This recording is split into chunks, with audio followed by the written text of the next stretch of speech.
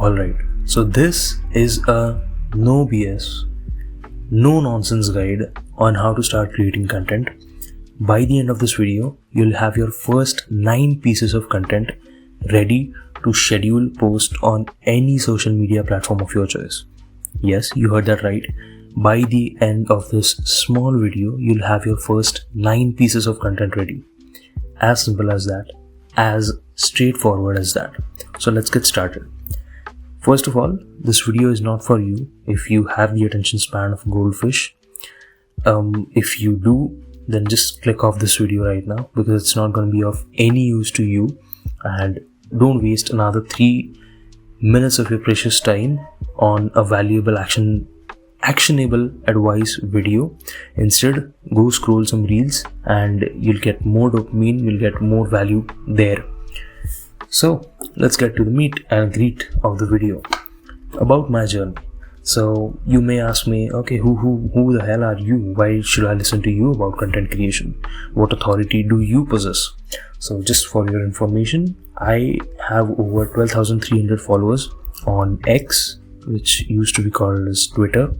And before starting this X thing for me, before X took off for me, I did freelancing, video editing, content consulting, coaching, digital products, content writing, basically copywriting, graphic design, and email marketing.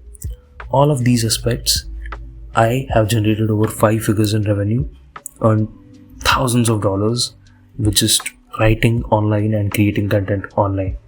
I'm gonna walk you through with my 3-pillar or 3-step strategy on how to start creating content. This is a no bullshit guide on how to start your content creation journey. Alright, so creating content used to be hard for me until I realized that sharing content, or basically creating content, is nothing but sharing your own journey.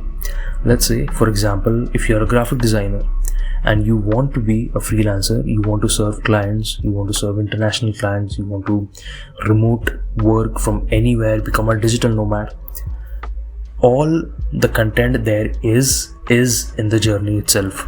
You are a newbie, you want to be a freelancer, you want to be a remote worker, you want to be a digital nomad. The journey that will take you from a newbie to becoming the goal, becoming the person you want to become at the finish line, and all the things that happen during that journey is what your content is going to be. As simple as that. And always remember, your journey is unique. Don't try to copy anybody else. Don't try to copy content of anybody else. Of course, take inspiration, but taking inspiration and copying someone is completely different. Just remember this. Now, let's talk about the 3-pillar strategy for content creation.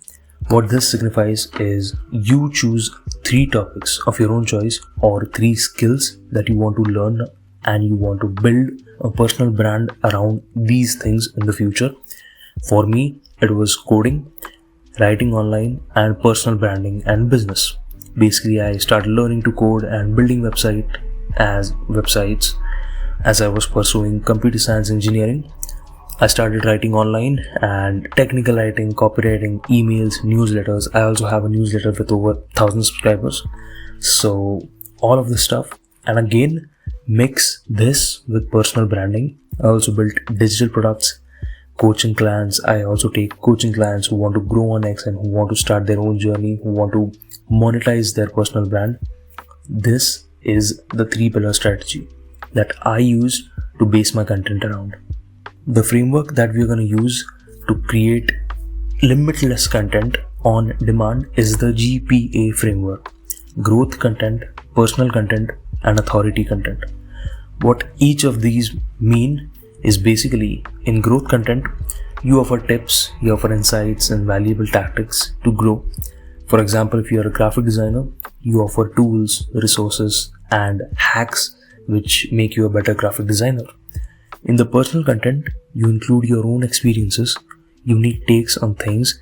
For me, it's my no BS approach. I like to keep things as minimalist and as simple as I can and get straightforward to the action-based advice that I want to give you.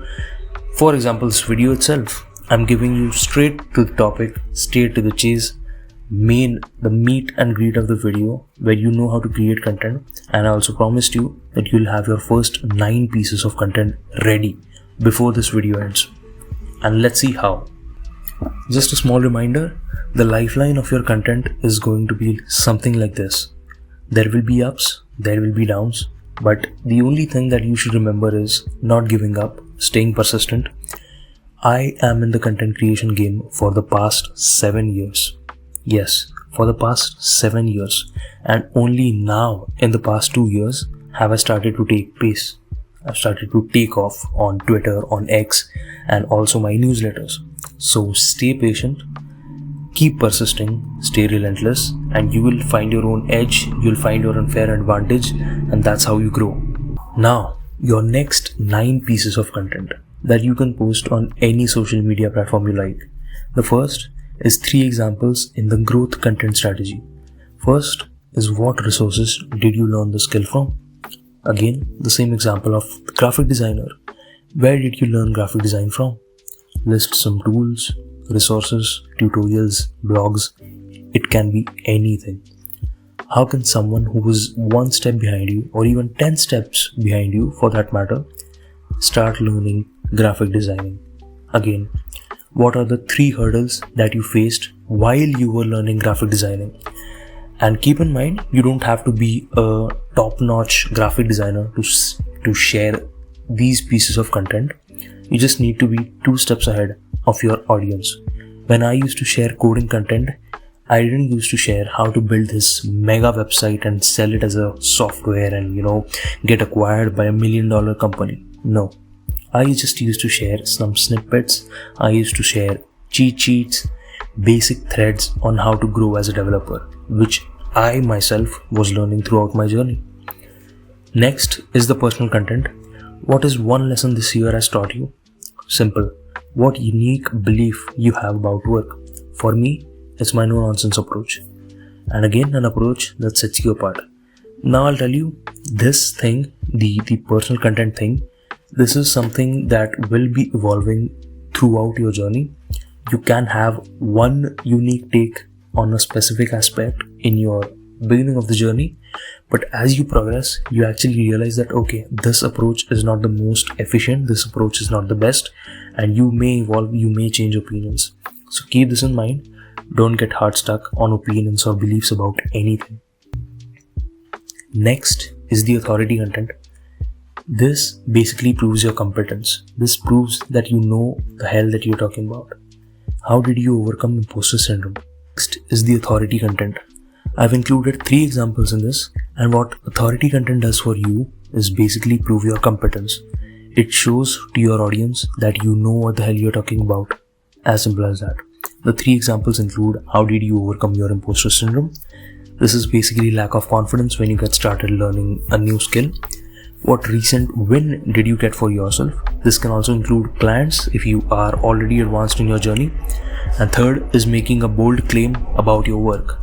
In the context of graphic designing, this can be making a unique claim about a certain tool, that okay, this tool is the best for graphic designing, and this is why I use only this tool for graphic designing and not any other else. You can replicate this system with ChatGPT. Tell it to basically start producing content in bulk on only these 3 beliefs or only these 3 aspects of content creation. This was your no bullshit guide to content creation. I would love to see your examples. Drop your handles below in the comments, and let's see you soon.